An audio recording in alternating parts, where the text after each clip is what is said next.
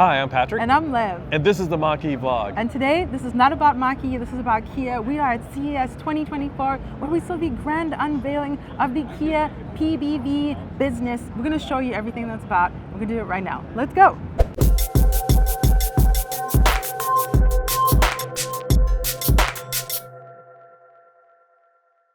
They literally just finished their press conference. We're camped out here at the side of the stage. As you can see, everyone's filing class. Tons of people here, and we literally have the PB5 on display. What an incredibly exciting moment. We'll show it to you guys when they unveiled it. We'll show you everything that they talked about. But today, Kia announced their PBV business, basically, their platform beyond vehicle business. And this is such a big deal for so many ways. Like, we talk about design accessibly first, right? This is what this is. It's designing for the needs of the customer so that you can adapt the vehicle. Like, this is literally an adaptable platform, wheelchair accessible front base. Do you know how expensive it is to adapt a car for a wheelchair? It's oftentimes as expensive as the vehicle itself. So this changes the game. It is so cool. Let's show you what we learned.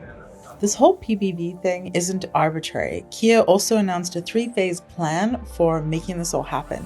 The first plan is their unveiling of the PB5, so a flexible electric vehicle designed for key areas like ride-hailing, delivery, and utility services. So this is 2025. The second phase is when they bring about the whole completion of their full platform beyond vehicle lineup. Phase 3 is where things start to get kind of crazy. This is literally where the PBVs evolve into customized mobility solutions, part of an inspired ecosystem of self-driving life platforms. I don't know about you guys, but this whole PBV ecosystem thing kind of almost feels far-fetched. But Kia is going into this with no holds barred. And it was such a shock that we got to see the PB5 unveiled, and then it was right there on the floor for people to play with. They demoed the whole easy swap technology where the driver zone in the front is fixed and then everything gets swapped out in the back with magnets and mechanical coupling. No idea how this is going to be in real life, but it was cool to see. The whole thing with this PBV thing is flexibility and dynamic modularity, and we could see that in action. There's so many cool features that make this vehicle truly versatile. We saw how there are multiple powered rails running on the inside where you can literally clip in items that need to be powered, like in this case, speakers, and then those same rails are on the outside, so then you could power those devices on the inside and the outside. They even had the PV1 there, which is their last mile vehicle. And they showed how the PB5 and the PB1 can be used in conjunction together. And then my most absolute favorite thing of all, the wheelchair lift. This is so important. This is groundbreaking that this is included in the design of this vehicle at base with no adaptation whatsoever. So amazing.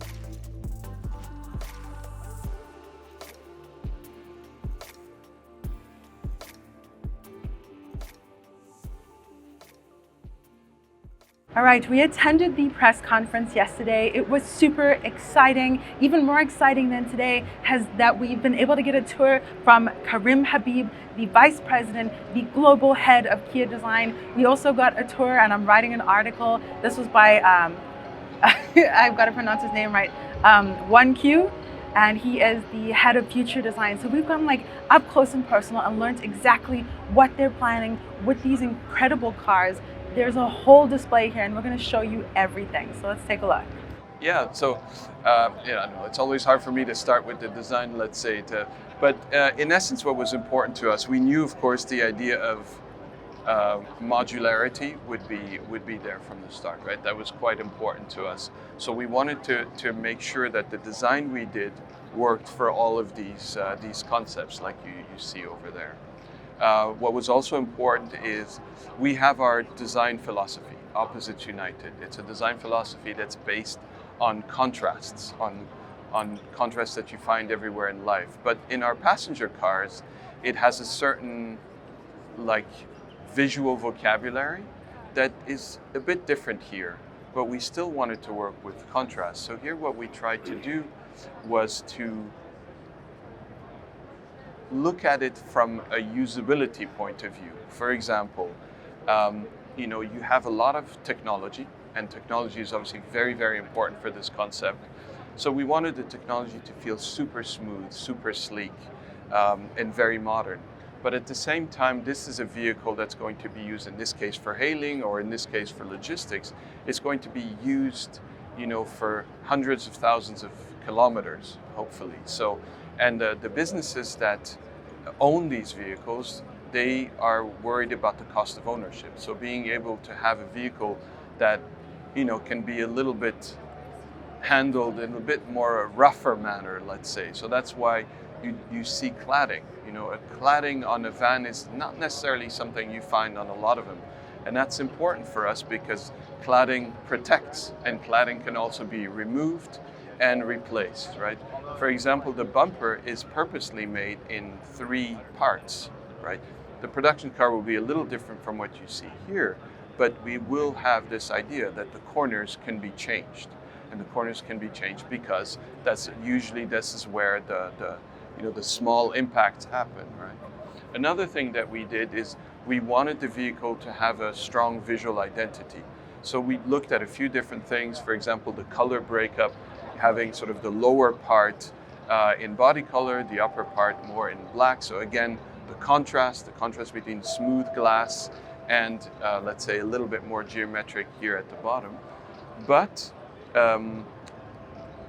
the contrast is also in the materials. You can see that the cladding is with this recycled plastic. That's something we wanted to be visible. So recycled plastic currently actually costs a bit more than just normal plastic, but we're working to make sure we have recycled plastics as well in production, even for a vehicle like that where the price point is very important. But we wanted that to be highlighted. We wanted that to be added value. That's why you can really see it in the plastic. The idea is that you see some of the particles of the plastics that you've recycled. And that's contrasting to this very smooth and clean sort of white surfaces. But going back to the headlamps, yes, that's what I was talking about. The headlamps, the idea was that you have the headlamps on top, so that again, they're not at the lower corners where they can be broken in these situations. So the headlamps, you see the lighting signature is on top, but actually the lighting function, the actual headlamp, is in that gap above the sort of the metal piece in this black section right there. Thanks, 1Q. So that way they're also further in and further inset, which also protects them. On the interior, if we can move there.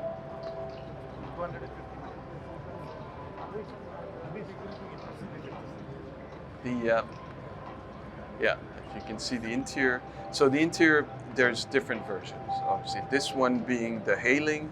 What was important to us is to make sure that there's enough room for the passenger, room for luggage, without necessarily having to open the lid in the back or the hatch. So that's why as well here you have a one-seater version. So that like you have, for example, on on the London cabs, you also have the luggage in the front compartment. We thought that was a very smart idea, but rather than having to open the front door, you can put it directly from inside. And that's why 1Q and his team created this idea of a dash that has one part that is complete, there's no legroom in the front. There's no need to have it if you don't have somebody sitting there. So we have these drawers that the driver can use as well for his or her convenience, right? These drivers are sitting in these vehicles for hours per day, so they need to store their personal things. They also need to be able to rest. That's why as well, the wall behind the driver is curved so that the seat can lean back, so that the drivers can rest. They sometimes need a short nap, so they're able to do that. Another pretty amazing idea that 1Q's team had was the steering wheel. So the steering wheel column, as you might have seen, we're going to get a live demo. Thank you.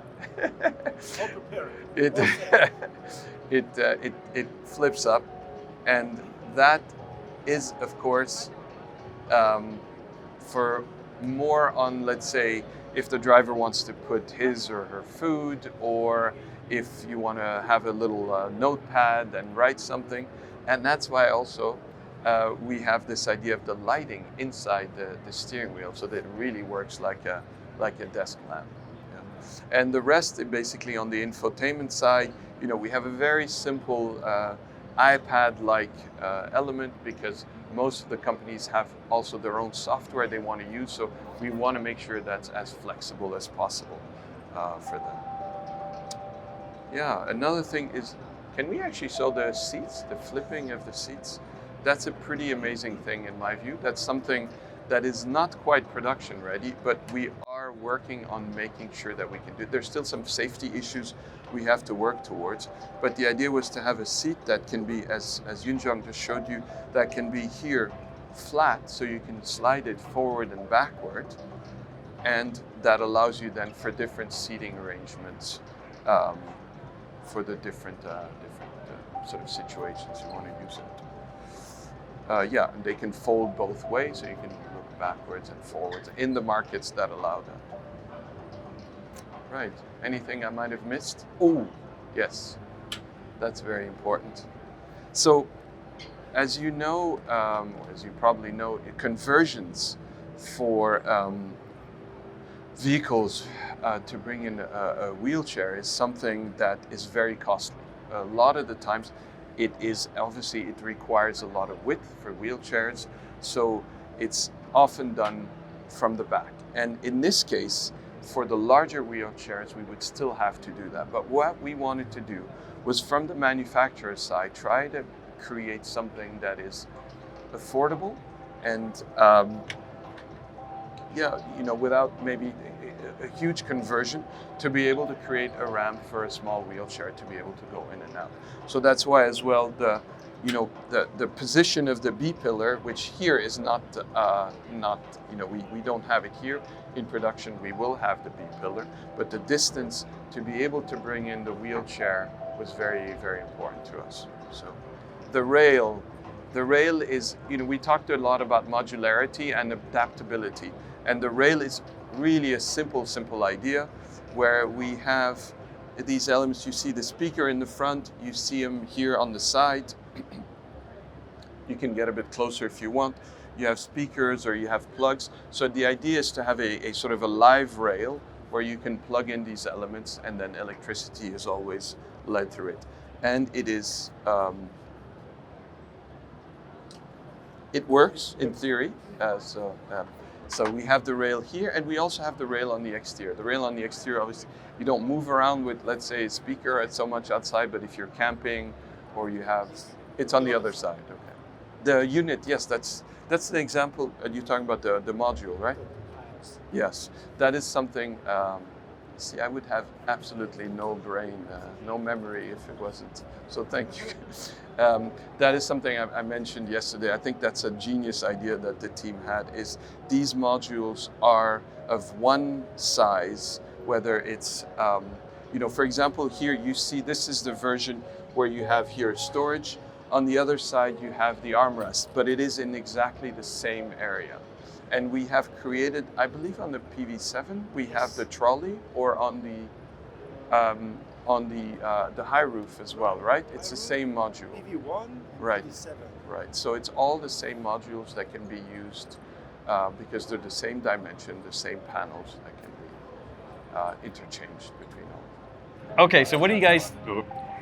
Oh, hey! Wait, we have guests. Come here. Come hither, guests. We are finishing up our video, but we're going to ask some people, what do you guys think about this Kia Hello, stuff? you people. Hello, YouTubers. Lucky Vlog. Welcome. Would you like to be in this here video? Yeah. Sure. Why, indeed. Oh, there we go. What do you think of... Why am I doing that with that accent again? What do you think of Because Kia? you see me as a I know. What do you guys think of Kia and what they unveiled? Yeah, well, would love to see what it looks like in series production form, as I always say, but loving the concept. I just want to drive that little tiny one around everywhere. Yeah, no kidding. So Yeah, Kyle, and rip it's it. just so cool. I mean, the platform looks great. The design language, of course, is amazing. I'm unsure of the technicals at the moment. Maybe you guys know more than I do. They didn't get a lot into that. Yeah. It's a lot of concept, but they're talking about this one being in production by late next year. Oh, okay, so not that far away, Yeah. I guess. And But we literally got a demo of the wheelchair ramp here. It is super epic, like live in motion.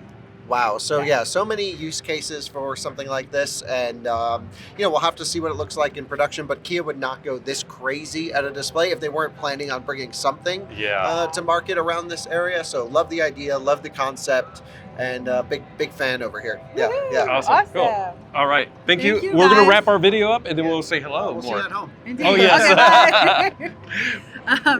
We're So- rooming together at an Airbnb, so it's like a YouTuber dream of like creative Our people. YouTuber dream, super awesome, and it's gonna be so fun to hear their opinions about it.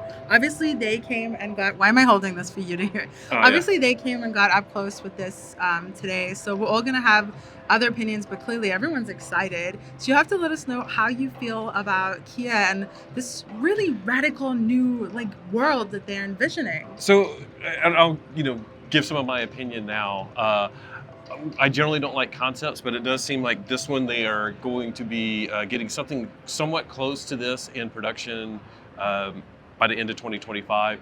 Who knows? Maybe just up to 2026, but that's closer than it seems because it's already 2024.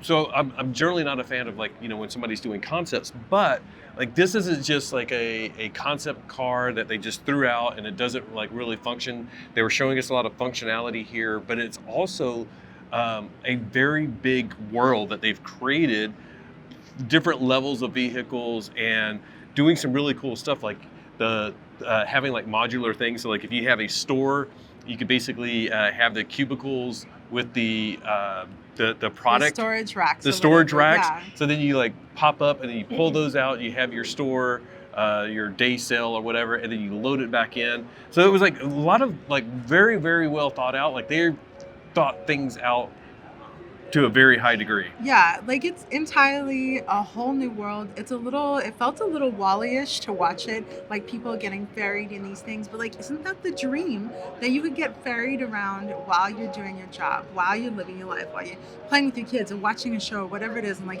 your living room is going with you. But obviously there are a whole bunch of practical questions that I personally have, at least. One, where do you store these items? Are they switched out at dealerships? Are you getting a unit that is shared with other people? So they're like, oh, you want the camper van unit, and it's you're using one that everyone else uses, and you have to keep it in perfect condition. I'm really curious. It does make me think of in Colorado, you see a lot of landscaping businesses. They have during the summer their landscaping equipment and ladders and things like that. But then in the winter they put snowplows on their vehicles or whatever. So are there going to be certain type of businesses that adapt to this type of model where it could be modular? They didn't go into detail on exactly how that works. It's going to be latches and magnets. Not sure how secure that would all be. I don't even know how does that affect crash testing? But I don't imagine, like Kyle said, that they would jump to something this big without having a strategy or a plan, right? That there's gonna be something really well thought out. I have faith. I think they can do it. I'm really excited. Well, and even if they get this one, just the PV5, right? Yeah. Even if they just get this far, this has a lot of flexibility because they were showing this one as the ride share Uber thing. Hailing. They kept saying hailing, and I was like, hailing, yeah. So there's that, but then it also over on the other side they were showing the cargo, delivery van concept. So even that provides quite a bit of flexibility that I'm excited to see. We love the idea of the e-transit, and that has a lot of flexible options. But this is a continuation of that. And when we were at the San Diego Auto Show last year, we talked to a company that did wheelchair lift adaptations of vans. And we were like, well, what are you doing? Are you going to do any EVs? They're like, we can't do any EVs because they all have that skateboard platform. So the fact that this one is demoing a wheelchair ramp is just super cool. So cool. So awesome. Okay. On that note, we're going to head out of here. Let us know what you think. Are you as excited as we are? The show closed 6 minutes ago. Yeah, literally. Obviously, Kyle and Alyssa here. We're here. We're always milking the last moments, and we've had a great time here at Kia. Let us know your thoughts down below. Like, share, subscribe, and a huge thank you to our patrons for supporting this channel. I forgot to put their graphic in the last video, so sorry. So yeah. Thanks to our Whisper, Engage, and Unbridled. So thank you guys. If you want to, help fund us to get to more of these type of events, become a Patreon member. That really helps us pay the bills so that we can bring you videos and share an Airbnb with a bunch of other creators and get all the intel and it's thoughts. really fun too. So we're having a blast. So we thank you. Appreciate you guys and so you very say much. Just remember that whatever you drive, whether you're driving, hailing, or cargoing, whatever it is, enjoy the ride. Bye. Bye.